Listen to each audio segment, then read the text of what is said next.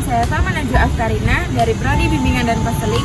Saya dari Fakultas Ilmu Pendidikan yang belakang 219. Indonesia terdiri dari pulau dan wilayah yang tentunya berbeda-beda dan menghasilkan bahasa yang sangat unik dan kemudian akan disatukan menjadi satu di negara yang merdeka ini.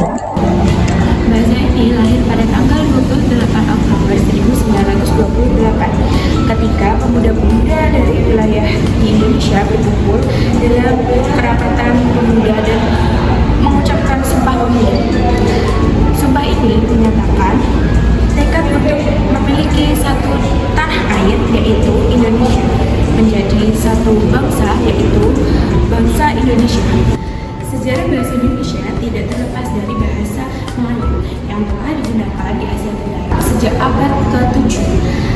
Bahasa Melayu menjadi bahasa kebudayaan dan bahasa perhubungan antar suku tidak hanya di Nusantara.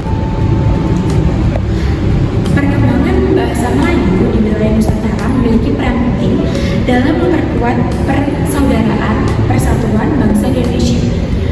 Pada tanggal 28 Oktober 1928, pemuda-pemuda Indonesia yang terhubung dalam perkumpulan pergerakan secara dasar memilih bahasa Melayu sebagai bahasa Indonesia. Sebagai bahasa persatuan bagi seluruh bangsa Indonesia, kemerdekaan Republik Indonesia pada tanggal 17 Agustus 1945 memperkuat kedudukan bahasa Indonesia sebagai bahasa negara. Dengan tersebarnya agama Islam, bahasa Melayu semakin berkembang dan menyebar di seluruh wilayah Nusantara. Bahasa Melayu juga mengalami pengaruh dari berbagai budaya daerah dan menyerap kosakata dari bahasa-bahasa lain seperti Sanskerta, Persia, Arab, dan Eropa. Bahasa ini juga memiliki variasi dan dialog yang berbeda. Sejak saat itu, bahasa Indonesia terus berkembang pesat. Kegiatan politik, perdagangan, surat kabaran, dan majalah berperan penting dalam modernisasi bahasa Indonesia.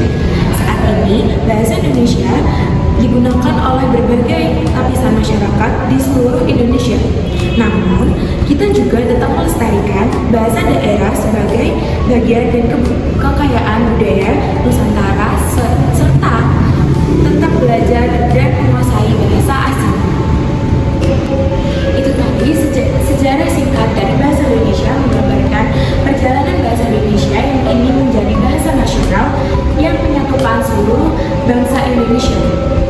Kita semua diharapkan untuk menghormati dan menggunakan bahasa Indonesia serta menjaga keberagaman bahasa daerah dan mempelajari bahasa